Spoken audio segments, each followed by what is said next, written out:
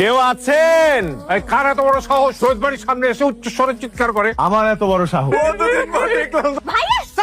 আরে ভেতরে নিয়ে যাও। আপামনি খালাম্মা কইছে আপনার পুঁটি মাছের মতো কুইটটা লবণ মরিচ মাখায়া করাইতে পারবো। চুপ থাক জরিনা। আপামনি আমার নাম রোজিনা, আপনি খালি আমার ব্যাংকার। আমি কি রাক্ষস নাকি? আমি এত কিছু একা কি করে খাবো? একটু একটু করে তুই সব খাবে। তুমি হচ্ছে শহীদ বংশের ছেলে।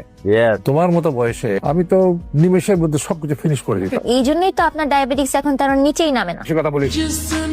লতা খেতে আয় মা। আমি পড়তেছি, পরে খাবো, আমার অনেক পড়া। তোমার মেয়ে পড়তেছে। কারণ এটা কত লক্ষ্মী না?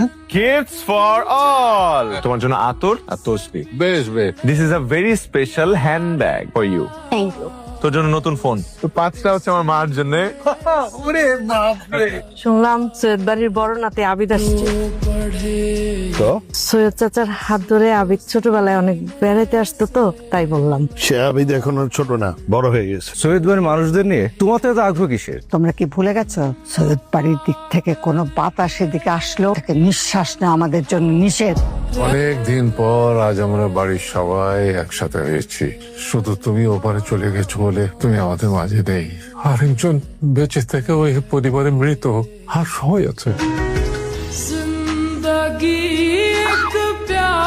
আমি তো তালতলায় বাড়িতে ক্যারাম খেলতেছি, তুমি চলে আসো। হাই, তোর দুই ভাইকে একসাথে হারাপ। ভাই আমার কাছে দেন। সুমি ডাক্তার কি হয়েছে সুমি? আবার আপনি? ফুলের টোকাটা সুন্দর, অবশ্য ফুল নিজেও খুব সুন্দর। আপনি কোন বাড়িতে বেড়াতে আসছেন? ব্যবহারটা কিন্তু ফুলের মতো হলো না, কাটার মতো হয়ে গেল। কাটার খোঁচা সইতে পারি না, ফুল হলে পরিচয় দিতাম। ছেলেটা কে বলতো?